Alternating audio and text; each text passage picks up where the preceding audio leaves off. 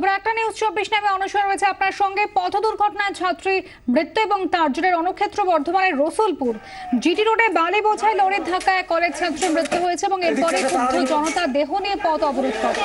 অবরোধ হঠাতে শেষ পর্যন্ত পৌঁছায় পুলিশ কেন্দ্র বাহিনী।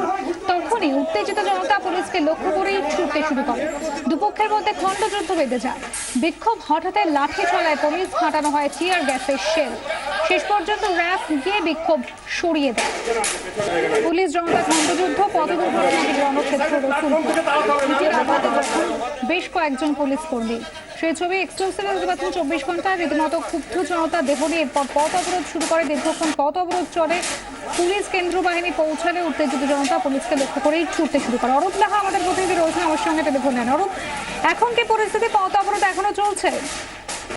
এখন পরিস্থিতি অনেকটা নিয়ন্ত্রণে, গাড়ি চলাচল শুরু হয়েছে কিছুক্ষণ আগে। যেটা ঘটনা হচ্ছে যে আজকে প্রায় সকাল 10টার সময় একজন মেমারি কলেজের ছাত্রী, দ্বিতীয় বর্ষের ছাত্রী, সে যখন রাস্তা পারাপার করছে সাইকেল নিয়ে, তখনই একটা বালি বোঝায় লরি, কলকাতাগামী লরি তাকে ধাক্কা মারে। ঘটনাস্থলেই তার মৃত্যু হয়। তো তারপর স্থানীয় ব্যবসায়ী এবং স্থানীয় বাসিন্দারা পথ অবরোধ শুরু করে। তবে একটাই বক্তব্য হচ্ছে যে প্রায় দিন এখানে ঘটনা ঘটছে, পুলিশ থাকা সত্ত্বেও, কিন্তু তাদের পুলিশ থাকা সত্ত্বেও ঘটনা ঘটছে। তো পুলিশের বিরুদ্ধে অভিযোগ হচ্ছে পুলিশ প্রায় দিনই তাদের তোলা তুলছে এইভাবে, এবং গাড়ি চাচ্ছে। যদিও আজকে ঘটনার সঙ্গে কিন্তু পুলিশের তোলা তোলার কোনো সম্পর্ক আমরা খুঁজে পাইনি। এবং তারপর তারা গাছের গুড়ি এবং বেশ কিছু ইলেকট্রিক পোল পরিদর্শন, ওখানে সেই পোল রাস্তা আটকে মেজরে আসছে, তারা অবরোধ শুরু করে। যেন প্রথমে কেন্দ্রীয় বাহিনী পৌঁছায়, তারপর পুলিশ পৌঁছায়, যেন কিন্তু অবরোধকারীরা অবরোধ করতে অস্বীকার করে। অবরোধকারীর সঙ্গে পুলিশের বছর বাদে খণ্ডযুদ্ধ বাদে। স্থানীয় বাসিন্দারা যারা সেই সময় অবরোধ করছিলেন তারা কি বলছেন, কি কারণে অবরোধ? বক্তব্য হচ্ছে যে প্রায় দিনই এখানে ঘটনা ঘটছে এবং পুলিশ সেখানে থাকা সত্ত্বেও কিন্তু দুর্ঘটনা এড়ানো যাচ্ছে না। এবং অনেক সময় রাতের দিকে পুলিশ সেখানে বালি বোঝায় লরি বা বিভিন্ন বন্য বোঝায় লরি দাঁড় করিয়ে টাকা তুলছে, এবং তার জন্য এই ঘটনা ঘটছে। যদিও আজকে ঘটনার সঙ্গে কিন্তু তোলার বা পুলিশের তোলা কোনো ঘটনার সম্পর্কে আমরা পাইনি। এবং এরপরেই কিন্তু পুলিশের সঙ্গে খণ্ডযুদ্ধ বেঁধে যায় এবং পুলিশকে লক্ষ্য করে ছুটতে শুরু করে। পুলিশ হাতে কান্নাঘাটে সেল পাতায়, তবুও কিন্তু আমাদের ঘটনা যায়নি। শেষ পর্যন্ত পুলিশ তাকে লাঠিচার্জ করে অবস্থায় হতেই যায়। বেশ কয়েকজন অবস্থায় আহত হয়েছে এবং 4-5 জন অবস্থাকে পুলিশ আটক করেছে। বেশ কয়েকজন আহত হয়েছে, তাদেরকে কি হাসপাতালে ভর্তি করা হয়েছে? কি অবস্থা তাদেরকে স্থানীয় স্বাস্থ্যকেন্দ্রে নিয়ে যায়। যদিও তাদের যখন কিছু মারাত্মক নয়, এই 4-5 জন যে আহত হয়েছে তাদেরকে স্থানীয় স্বাস্থ্যকেন্দ্রে ভর্তি করা হয়েছে। ধন্যবাদ অরূপ। আপনাদের একবার জানিয়ে রাখি, ছাত্র মৃত্যু ঘটে বর্ধমানের রসুলপুর আজ রণক্ষেত্র। যদিও যে বিক্ষোভটা স্থানীয় বাসিন্দারা দেখাচ্ছেন, তারা বলছেন বিভিন্ন সময় পুলিশকে এখানে তোলা তুলতে দেখা যায়। যদিও আজকের ঘটনার সঙ্গে তার কোনো সম্পর্ক নেই, কিন্তু আজ ক্ষোভে ফেটে পড়েন স্থানীয় বাসিন্দারা। তাদের বক্তব্য, এখানে পুলিশ কর্মী মোতায়েন থাকা সত্ত্বেও বারবার করে দুর্ঘটনা ঘটছে, তার সত্ত্বেও কোনো ব্যবস্থা নেওয়া হচ্ছে না। আজ লরির ধাক্কায় কলেজ ছাত্রের মৃত্যু হয়, এরপরে রণক্ষেত্র ওঠে রসুলপুর। ক্ষুব্ধ জনতা দেহ নিয়ে পথ অবরোধ করে। অবরোধ হঠাতে পুলিশ কেন্দ্র বাহিনী পৌঁছলে উত্তেজিত জনতা পুলিশকে লক্ষ্য করে ইট ছুটতে শুরু করে। এরপরেই দুপক্ষের খণ্ডযুদ্ধ বেঁধে যায়। শেষ পর্যন্ত র্যাব গিয়ে বিক্ষোভ সরিয়ে দেয়।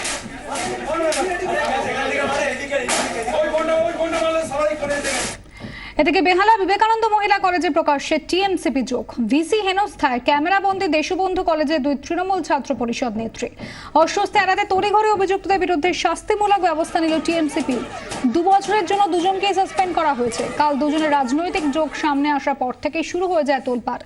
কলেজের মেন গেটে উঠে প্রিন্সিপালের বিরুদ্ধে মারধরের অভিযোগ তোলা ওয়াইদা খাতুন, দেশবন্ধু গার্লস কলেজের তৃণমূল ছাত্র পরিষদের সাধারণ সম্পাদক।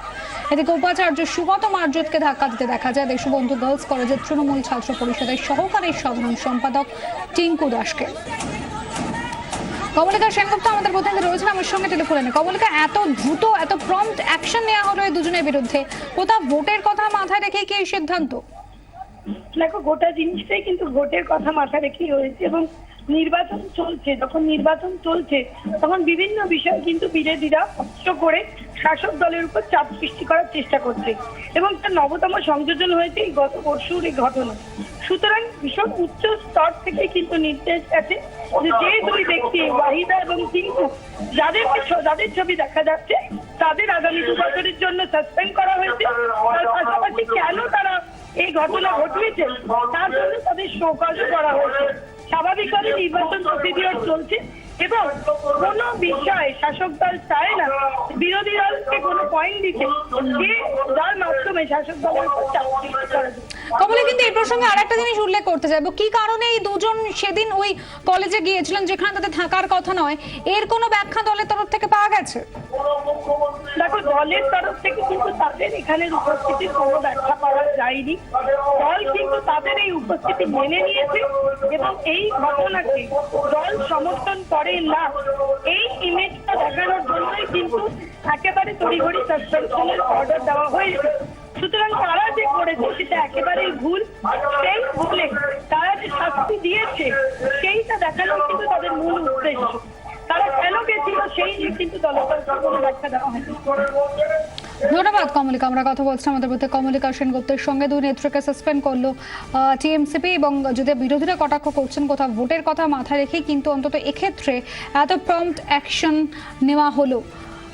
বেহালা বিবেকানন্দ মহিলা কলেজে প্রকাশ্যে টিএমসিপি যোগ, ভিসি হেনস্থা ক্যামেরা বন্দি। দেশবন্ধু কলেজে দুই তৃণমূল ছাত্র পরিষদ নেত্রী। 24 ঘন্টায় আপনাদের প্রথম এই দুই ছাত্রীর পরিচয় দেখায় এবং তারপর এই দুজনের রাজনৈতিক যোগ সামনে আসার পর থেকে তোলপাড় শুরু হয়ে যায়।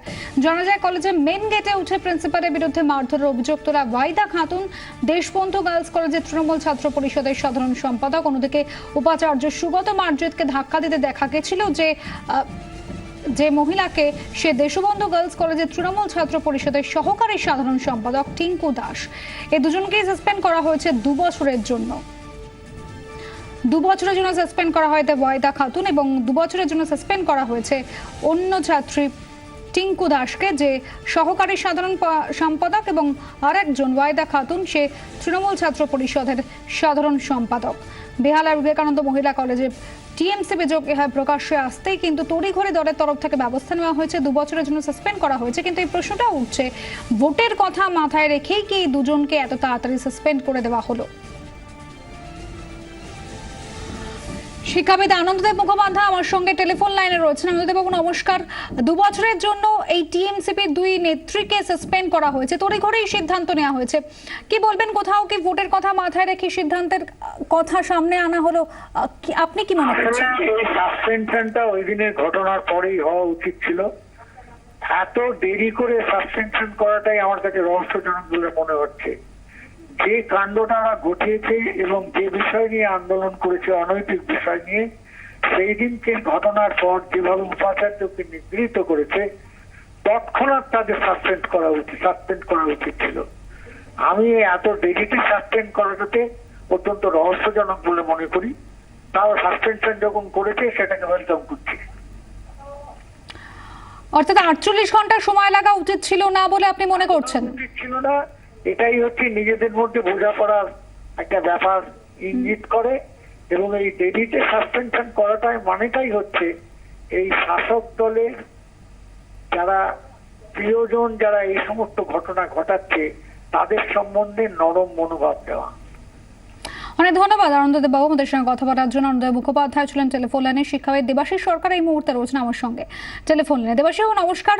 2 জন ছাত্রকে সাসপেন্ড করা হয়েছে যদিও 48 ঘন্টা পর, কি বলবেন? আসলে এই সমস্ত ঘটনাটা তো গণমাধ্যম আমাদের সবার সামনে নিয়ে এসছে এবং গণমাধ্যম থেকে বারবার করে এই খবরটা যখন সবার মধ্যে এসছে এবং খুবই তীব্র প্রতিক্রিয়া তৈরি হয়েছে। অধ্যাপক সুগত মার্জিত তার নিজস্ব পড়াশোনার একটা পরিচয় রয়েছে, আবার তার একটা বর্তমান সরকারের সাথে কিরকম সম্পর্ক সেটা তিনি নিজেই ওই দায়িত্ব নেওয়ার পর জানান দিয়েছিলেন। গণমাধ্যমে যখন বারবার খবরটা আসে যে ছাত্রীরা ওই ধরনের আচরণ করছিলেন, তারা কোন ছাত্র সংসদ, কোন দলের সাথে যুক্ত, ছাত্র রাজনীতি করেন, এটা প্রথম কথা না। প্রথম কথা, তারা যে কাণ্ড কারখানা করেছেন এটা তীব্রভাবে নিন্দার কথা। কিন্তু পরবর্তী অবস্থায় খবরের আমরা জানতে পারলাম, রাজ্যের মানুষ জানতে পারলো যে তারা আবার শাসক দলের সাথে যুক্ত, ছাত্র সংগঠনের সাথেই যুক্ত। তখন এই পারস্পরিক যে চাপানুতো, সেই জায়গা থেকে হয়তো দল নির্বাচন সামনে রয়েছে, মানুষের মধ্যে বিরূপ প্রতিক্রিয়া তৈরি হচ্ছে, ফলে তাকে মোকাবিলা করার জন্য হয়তো এই সিদ্ধান্ত তারা নিয়েছেন। সেটা ভালো করেছেন তাদের মতন করে। কিন্তু গণমাধ্যম দায়িত্ব পালন করছেন, পরবর্তী অবস্থায় দেখা যাচ্ছে পিছিয়ে থেকে দল সংগঠন দায়িত্ব পালন করছেন। সেটা বোধহয় এগিয়ে গিয়ে করা উচিত আর কি। মানে গণমাধ্যম এটা নিউজ করবে, গণমাধ্যমের নিউজ থেকে কোনো সিদ্ধান্ত আসবে, এরকমটা অনেক সময় মনে হয়, তো সেটা না হয় বাঞ্ছনীয়। আপনি কি মনে করেন যে যদি এই তথ্য 24 ঘন্টার সামনে না আসতো, তাদের রাজনৈতিক পরিচয় নিয়ে যদি 24 ঘন্টা সে খবর না করতো, তাহলে এই ঘটনা ঘটতো না? মানে এখন এই ধরনের কনজেকচার করা তো কারোর পক্ষে ডিফিকাল্ট, কিন্তু এই ঘটনাগুলো তো বারবার হচ্ছে। মানে এটা শুধু এই বেহালা কলেজের ঘটনা নয়, গণমাধ্যমের ভূমিকাটা এখন একটা জায়গায় চলে গেছে যে সে সমাজকে প্রোটেকশনটা এমন একটা মাত্রায় দিচ্ছে, গণমাধ্যমের উপর আমাদের সাধারণ মানুষের নির্ভরশীলতাটা এমন পর্যায়ে চলে গেছে, সেটাও কিন্তু গভীর চিন্তার আছে। একদিক থেকে খুব পজিটিভ, আবার আরেকদিক থেকে গভীর চিন্তা। যতক্ষণ পর্যন্ত গণমাধ্যম কোনো দুর্ঘটনা ঘটলে, কোনো মন্দ জিনিস হলে তারা গিয়ে সেই বিষয়টাকে মানুষের সামনে তুলে ধরছে, ততক্ষণ পর্যন্ত স্বতঃস্ফূর্তভাবে রাজনৈতিক দল শাসনভারের দায়িত্বে রয়েছেন, গুরুত্বপূর্ণ দায়িত্বে রয়েছেন, তারা ভূমিকা পালন করবার প্রশ্নে ততক্ষণ পর্যন্ত অপেক্ষায় থাকছেন যতক্ষণ পর্যন্ত গণমাধ্যম একটা প্রতিক্রিয়া জনমানুষে তৈরি করতে পারে।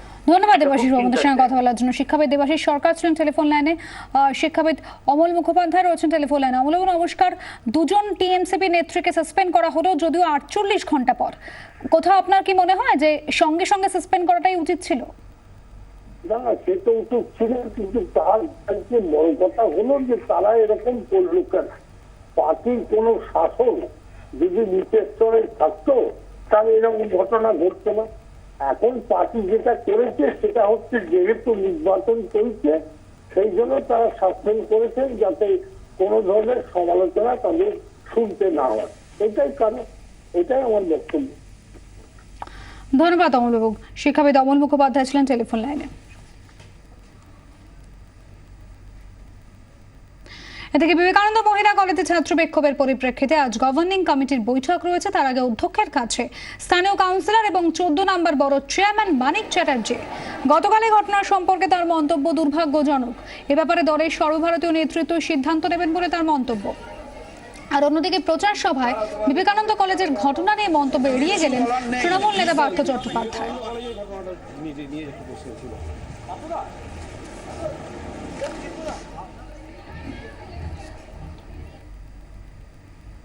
এবার নজর রাখবো নির্বাচনের খবরে।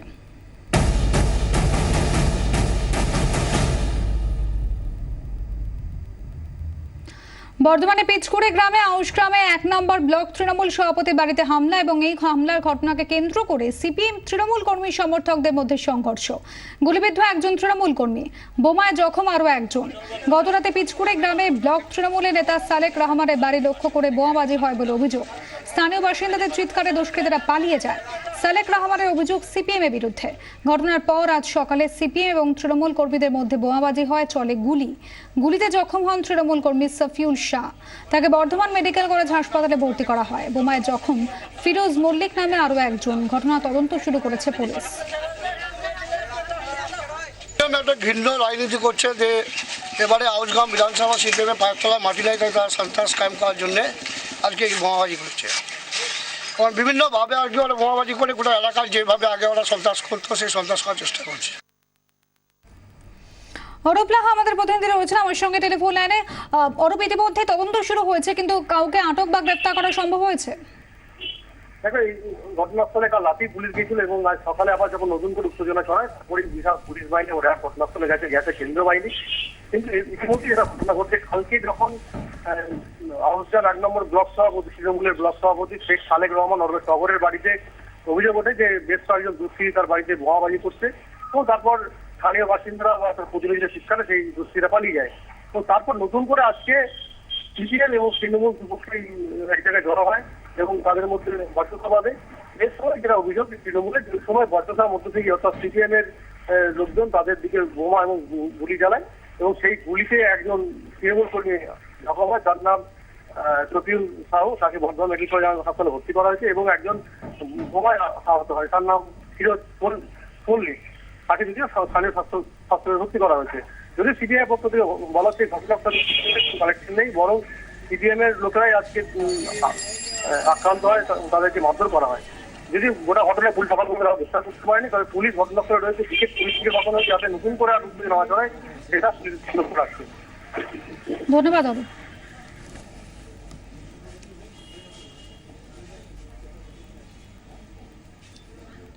এদিকে নদিয়া আক্রান্ত তৃণমূল ছাত্র পরিষদের দুই নেতা গতরাতে দলে কাজ ছেড়ে ফিরছিলেন আড়ংঘাটার তৃণমূল ছাত্র পরিষদ নেতা প্রণব ঘোষ এবং জয়দীপ বিশ্বাস। সে সময় তাদের ঘিরে ধরে মারধর করা হয় বলে অভিযোগ। আহত ছাত্রনেতা প্রণব ঘোষ এবং জয়দীপ বিশ্বাস হাসপাতালে ভর্তি। ধানতলা থানা অভিযোগ দায়ের করা হয়েছে। অভিযোগ দায়ের হয়েছে কমিশনে। এই ঘটনার সিপিএম এর বিরুদ্ধে অভিযোগ তৃণমূলের।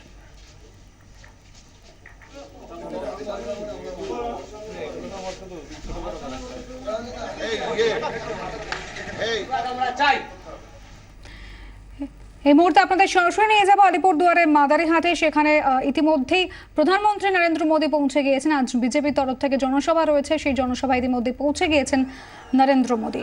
ভোট প্রচারে আবারও রাজ্যের প্রধানমন্ত্রী। আজ মোট 3টি জনসভা রয়েছে প্রধানমন্ত্রী।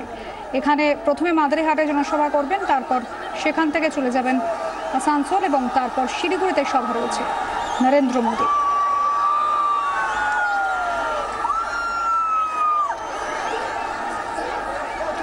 নরেন্দ্র মোদী গতকাল আমরা দেখেছি রাজনাথ সিং এসেছিলেন রাজ্যে, যদিও সারদা বা নারদ ইস্যুতে মুখ না খোলায় বিরোধীরা তা নিয়েও প্রশ্ন তুলতে শুরু করেছেন। নরেন্দ্র মোদী তার জনসভা আজ প্রথমে মনে করা হয়েছিল নরেন্দ্র মোদীর বেশ কয়েকটি জনসভা থাকবে, কিন্তু তারপর কোথাও একটু বেছে বেছে নরেন্দ্র মোদীর জনসভার রূপায়ণ করা হয়েছে। সিদ্ধার্থনাথ সিং এর সঙ্গে কথা বলছেন মোদী। ভোট প্রচারে রাজ্যের প্রধানমন্ত্রী আজ মোট 3টি জনসভা রয়েছে তাঁর।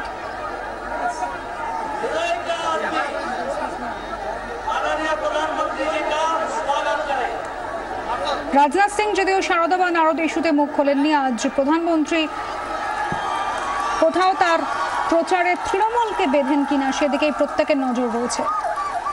কারণ বিরোধীরা গতকাল রাজনাথ সিং এর বক্তব্য নিয়ে বিভিন্ন প্রশ্ন তুলতে শুরু করেছে। কোথাও বিজেপি এবং তৃণমূলের আঁতাত বলেও অভিযোগ করা হয়েছে। তাই আজ প্রধানমন্ত্রী ঠিক কী কী বিষয়ে মন্তব্য রাখেন এবং কোন কোন ইস্যুগুলোকে সামনে নিয়ে আসেন সেদিকে নজর রয়েছে। আগে খড়গপুরে জনসভায় দেখেছি আমরা নরেন্দ্র মোদীকে, সেখানে সারদা এবং নারদ ইস্যু নিয়ে মুখ খুলেছিলেন নরেন্দ্র মোদী। সঙ্গে সিপিএমকেও নিশানা করেছিলেন মোদী। আজ নির্বাচনী জনসভা এবং মাদারিহাটে ইতিমধ্যে পৌঁছে গিয়েছেন প্রধানমন্ত্রী। গতকাল সীতারাম ইয়েচুরিকে সে একই জায়গায় এই মাদারিহাটে সভা করতে দেখা গিয়েছিল এবং তাকে এ নিয়ে প্রশ্ন করা হয়েছিল নরেন্দ্র মোদী তিনি আবার এখানে আসছেন, সেক্ষেত্রে ঠিক কাকে নিশানা করেন, সিপিএম নাকি তৃণমূলকে নিশানা করেন মোদী, সেদিকে নজর রয়েছে সবার।